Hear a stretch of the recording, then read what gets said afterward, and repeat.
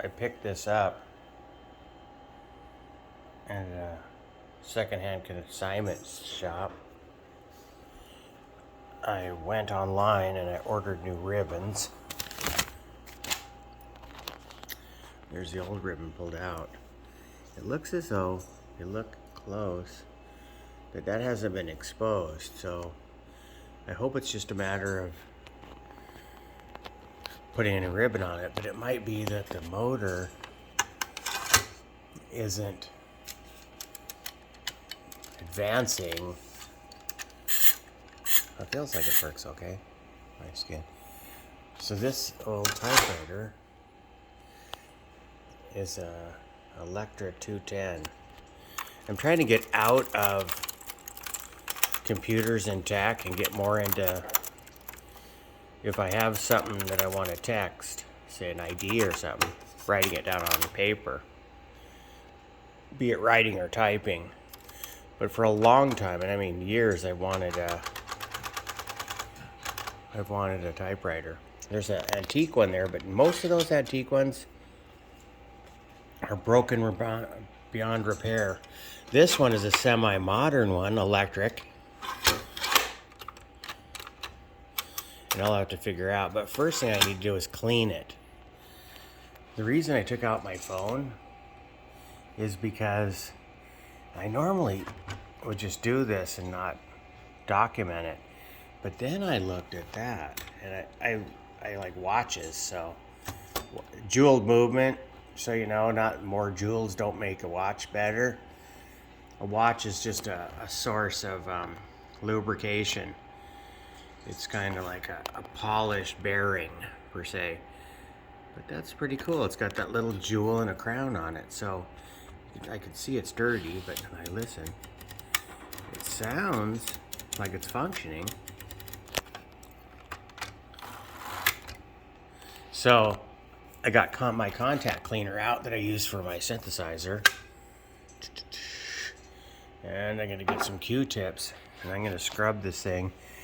Not take it too much apart, but I'm going to get all that debris and crap out of it just from sitting around for so many years.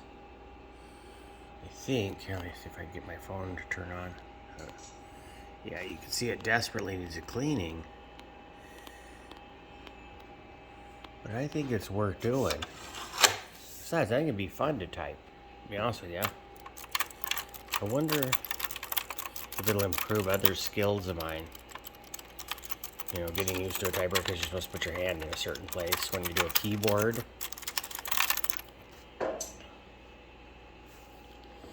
So there it is. Smith Corona electric typewriter. I ordered a couple other new cans of contact cleaner too, because this is going to be quite a thing. But it looks functioning. I haven't plugged it in yet. Whether look at lights, I think a light turns on when it's on. I just think it's really. There's an antique in there too, so an antique typewriter. So depending upon how this goes, I'm negotiating. They said if it come back in February and it's still there, they'll work it down cheaper. So I'm going to get started on this. Tear down and repair. Old typewriter. The ribbon's on the way after it's all cleaned up. I'm going to start using it. Cool. Writing letters. Also, while I was at this consignment spot, I seen this. And I remember these. This is the old type of recording devices when they first started coming out. And I don't know the year. But I will find out.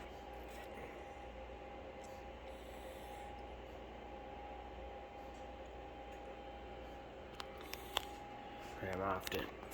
I mean, I can use this for a looping system for my computer.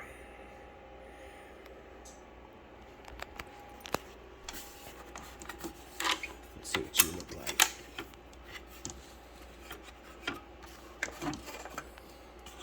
So when you're the old time reporters, when they would record someone for use later, this is what they do, is a strap on their shoulder and a microphone. But I felt that was pretty cool. Anyway, I don't even see, it says $40, but I think I got it. I bought a bunch of stuff and I got it as a package. So still, for $40,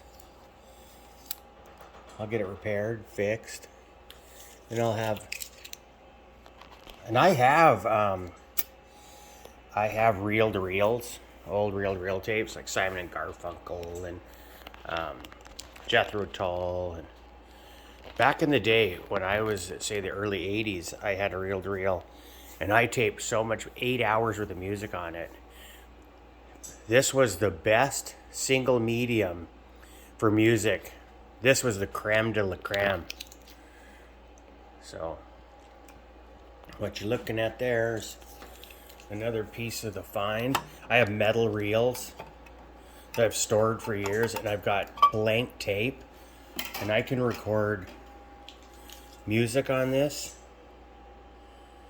use it as a looping machine, record a synthesizer on it, and start looking for old reel-to-reel tapes of old rock bands, because this is lost history to me.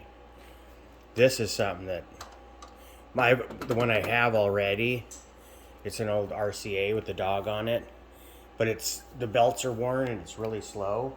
The strange thing about this is, so I think, okay, you go to some consignment shop and you see a reel-to-reel, and it's like, it doesn't have a plug-in, and you're thinking, okay, the owner got rid of it because it didn't work, the belts were stretched.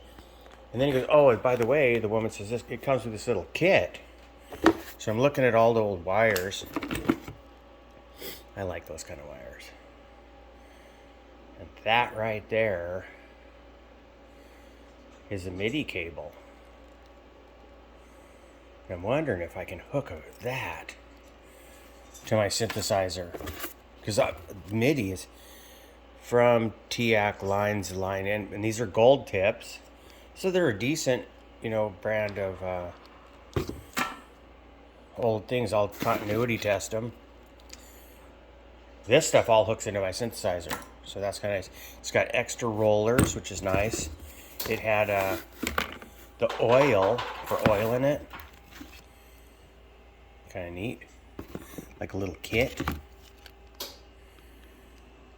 And obviously there's kind of things online. And then this shocked me. It's a brand new belt, and stops.